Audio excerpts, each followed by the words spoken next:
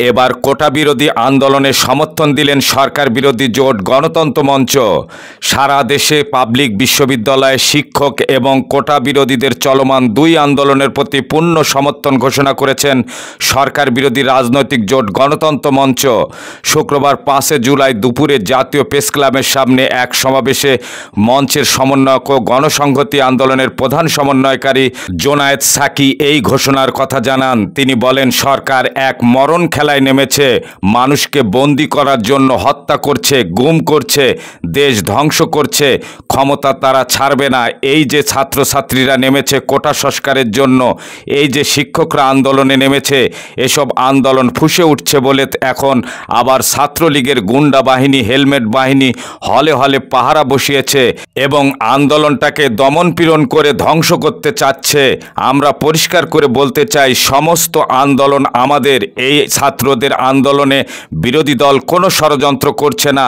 আমরা পরিষ্কারভাবে ছাত্রদের আন্দোলনকে সমর্থন জানাই, শিক্ষকদের আন্দোলনকে সমর্থন জানাই। এই শিক্ষক আমাদের, এই ছাত্র আমাদের, এই শ্রমিক আমাদের, এই দেশের কৃষক আমাদের, এই দেশের জনগণ আমাদের। তাদের প্রতিটি আন্দোলনে আমরা আছি, থাকব। জোনায়েদ সাকিব বলেন, এই সব আন্দোলন একই সূত্রে গঠিত হয়।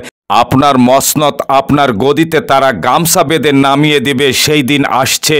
নতুন করে প্রস্তুতি নিন। সব বিরোধী দলকে আমরা ঐক্যবদ্ধ করে গণ আন্দোলন, গণ অভ্যুত্থানের মধ্যে দিয়ে আমরা সরকারের পতন ঘটাবো, তার জন্য প্রস্তুতি গ্রহণ করুন।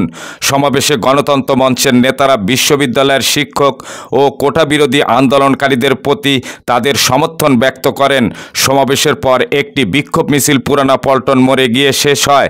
সমাবেশে নাগরিক ঐক্যের সভাপতি মাহমুদুর রহমান মান্না বলেন, সরকারের একটাই লক্ষ্য, ক্ষমতায় থাকবে, যে কোনো উপায়ে থাকবে, যে কোনোভাবেই তারা ক্ষমতায় থাকতে চায়। মান্না আরও বলেন, মাঝে মধ্যে অনেকে আমাকে বলেন, অনেক দিন ধরে লড়াই করছেন, পারলেন না তো?